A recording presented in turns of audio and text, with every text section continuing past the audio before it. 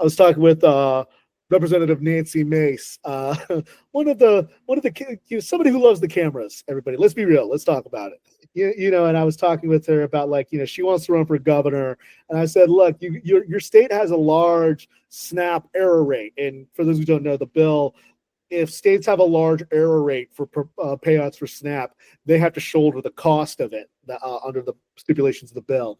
And she says, if you're able-bodied and you're on Medicaid, get an effing job. Though she didn't say effing, folks.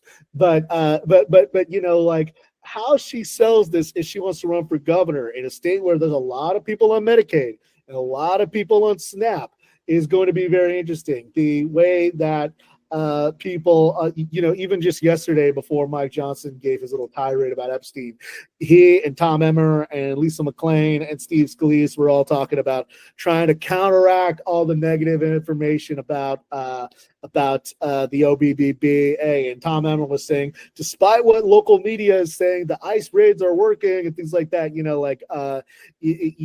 How they message this, how they sell this is going to be interesting as all get out. Brian Fitzpatrick can go back to his district, which is, he wanted a district that voted for Kamala Harris, and he can say, hey, I voted against this piece of garbage, and he'll still probably win by 10 points.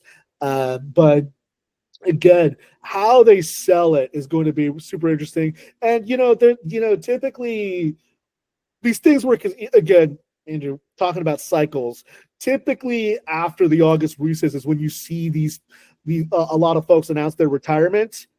And I think that's what you're going to see this go around, is there are going to be people who come back from their football games and cookouts and parades and small business meetings, and they're just going to say, you know what, I'm out. It's not worth it. So I think that's when you're going to see you're going to see a handful of retirements. And again, the real tell of the wave year is if you see just a bunch of top ranking Republicans retire. Yeah, if you see people that's got committee assignments, people with chairmanships, that's kind of the thing. There's always a churn in the House.